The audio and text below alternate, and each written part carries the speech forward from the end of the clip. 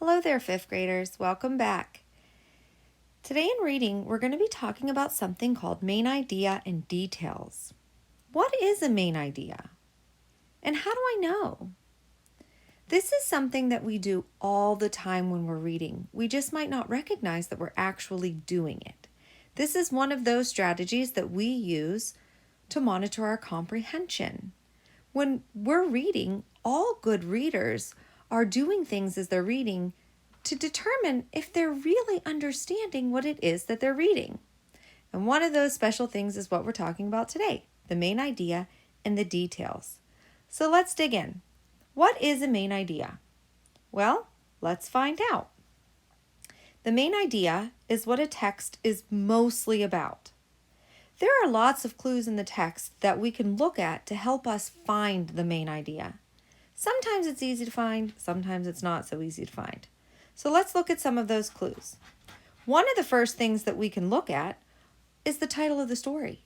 Sometimes the title of the story will give us a hint or a clue as to what the main idea might be. Other things we can look at are some of the pictures in the story. Now, I know that we don't always have pictures every time we read a text, but if they're there for a reason, and we need to use those because maybe they can give us some clues. Also, sometimes the main idea is in the first or the last sentence of the text. It could be in the first and the last sentence of the text. Oftentimes, authors will restate the main idea at the end of the text. So that's another good place to look. We can also look for clue words that are repeated over and over again. We call this repetition. And when we see those words, those repeated words, the use of repetition in the text, usually the author wants us to know that that's a really important part of the text. The author is trying to send a message to us by using those words over and over. So we can find the main idea, and sometimes we might think we know what it is, but we've got to be able to support that. We have got to be able to look for those key details and make sure that those details are matching the main idea. So what are the details? Well, the details are the facts or the examples that tell more information about the main idea. And we're going to practice this today. So don't worry about it if you're feeling like you don't quite understand. We're going to practice with small little bits of information, just little stories, little mini paragraphs. We're going to look for the main idea. What is that paragraph mostly about? And then we're going to look for those details, those facts, or those examples that the author gives us that tell us a little bit of information about that main idea. This is just another poster that I really like to use. I think it really gives a good idea of what main idea and details are. The main idea is what the text is mostly about. And then we have this bench. You think of the main idea as the bench. You're sitting on the stool or the bench. And those details are those supporting details. Those are the legs of the stool. Would your stool stand up, or would you be able to sit on that stool if it didn't have legs supporting it? No, those legs have to support the part where you sit down. So the supporting details support the main idea. And again, those clues. We're going to look at the titles. We're going to look at headings, pictures, repeated words. All of these things authors use to help support their main idea.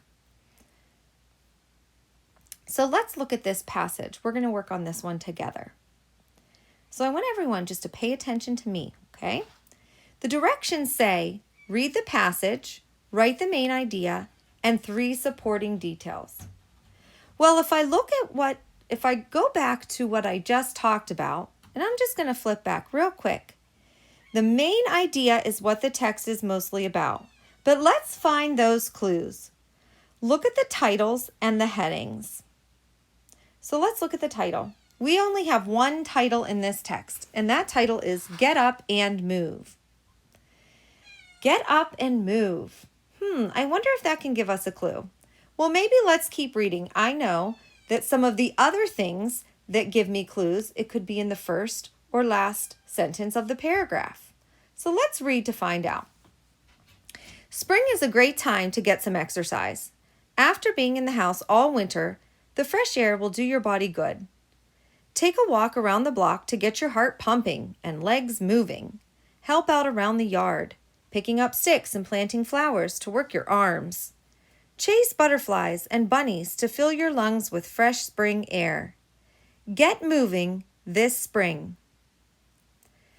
Do we see any repetition in this paragraph?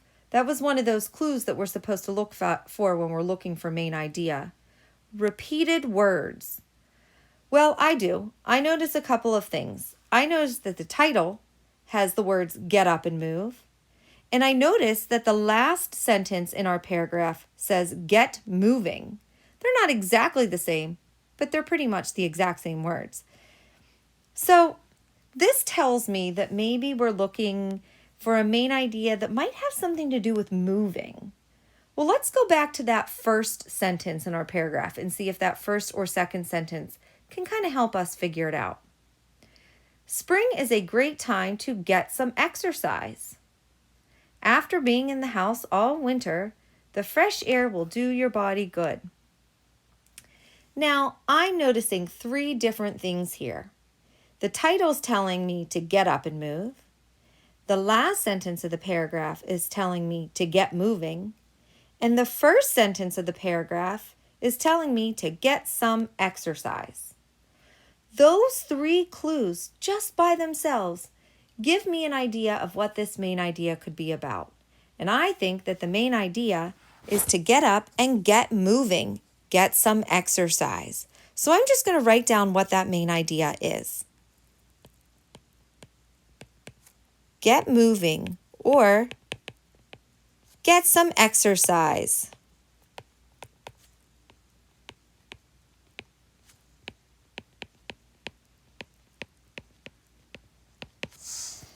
Now, I think this is what the main idea is. I'm pretty confident in that, but I need to find some supporting details or those key details that will help us to make sure that we're correct on our main idea. Because if I can't find anything that supports get moving or get some exercise, then I might be wrong on my main idea. So let's go back into the text and let's look for some details that might support the idea of getting exercise or getting exercise is good for you. So I'm going to go back and use one of my other reading strategies that I use often to monitor my comprehension, and that is rereading. That is a very important strategy that we use all the time in our class. So spring is a great time to get some exercise. After being in the house all winter, the fresh air will do your body good. Take a walk around the block to get your heart pumping and legs moving. That is a supporting detail, I think. Taking a walk. That is a form or a kind of exercise. So I'm going to write that as my first supporting detail. Take a walk.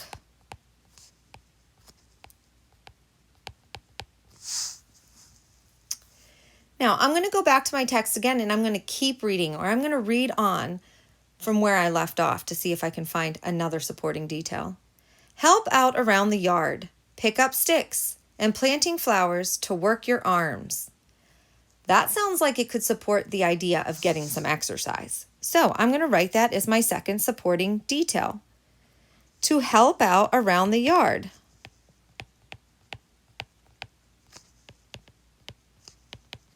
Now, I want you to notice that as I'm writing in my supporting details, I'm not writing complete sentences. I don't need to at this point. This is just me paraphrasing, getting my ideas from the text and in my head down onto my paper. So help around the yard. Pick up sticks. Plant flowers.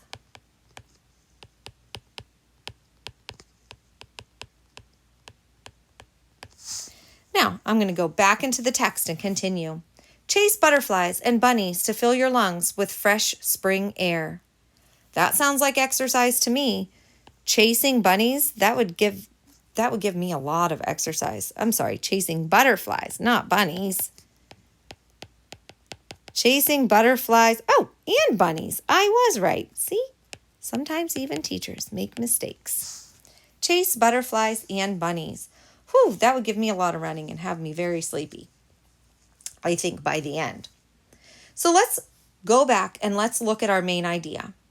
We thought that our main idea at the beginning, after reading the text the first time, was something like get moving or get out and get some exercise. And I figured that out by looking at the title,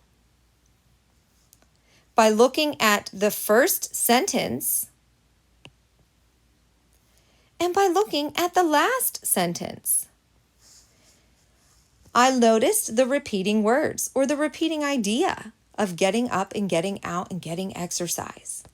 Then I had to find 3 details that would support that main idea. Take a walk, help around the yard, pick up sticks, plant flowers, chase butterflies and bunnies. All 3 of these things are a really good way to get moving and get some exercise. Now at this time, I would ask the students if they were confused about anything or if they had any questions about anything that we have done together. I would answer their questions depending on what they had and maybe go back and review and go over where I got this information, maybe highlighting the details in the text in a different color. All of these are options based on what the students are giving me, then I would modify that at the time of my lesson. From this point on, I will also bring up my, I will bring up my, I don't know where I put it. I will bring up my reading chart, and this will have my students broken up into 4 different groups. And these 4 different groups will be based on ability level and strengths and weaknesses. I would make sure that at that time I am looking at IEP goals and noticing which students would best fit into each group. And I would have those groups broken up depending on the skill that we're working on at this time. Now, because this is reading comprehension, I would definitely be focusing on those students that have IEP goals and that are struggling in the reading comprehension area. But I would also make sure that I'm monitoring those students that are proficient in that area. This is a difficult skill for a lot of kids, and I would make sure that I am monitoring that the entire time. So I would break them up into their groups, and each group would be given a similar yet different assignment to complete. They could complete this in groups depending on the assignment, or they could complete this also independently. For the students who are truly struggling in reading comprehension, and this is their one of their IEP goals, I would give them a game to play where I would have main ideas and detail puzzles. I would already have main ideas and supporting details, and they would all be cut up, and I would do this on a slideshow, on a Google slide, and they would all be disorganized, and they would have to locate the main idea and the supporting details that went with that main idea. They would have to match those details and make sure that the supporting details match the correct main idea. Then for my students that are more proficient, or more on the average level when it comes to reading comprehension, I would give them something very similar to what we just did today.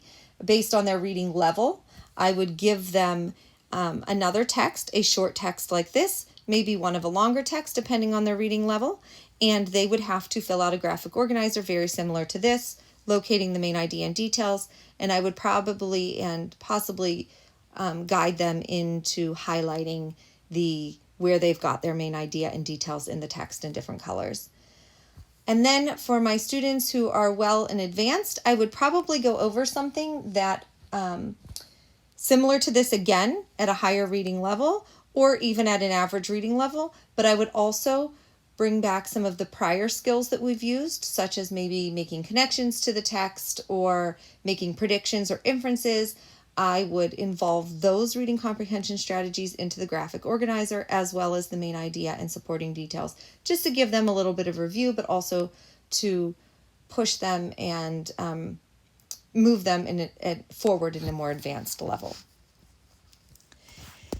And once we were finished with our group work, I would meet back with all of the students. We would go over the group work together. I would at this time monitor and make sure that they are understanding the concept, the standard that we are working on today, which is main idea and details and key facts. And if at this time I noticed that some of them were struggling, I would go back and reteach. And for those that are not struggling, I would then give an expanded lesson in the main idea and details at a harder level as well. And then I would probably include this at the end of whatever week or unit we were doing, this would be included in the text for that week. This would be the skill strategy that we would be using in our assessment for that week. And that would be my lesson. Thank you.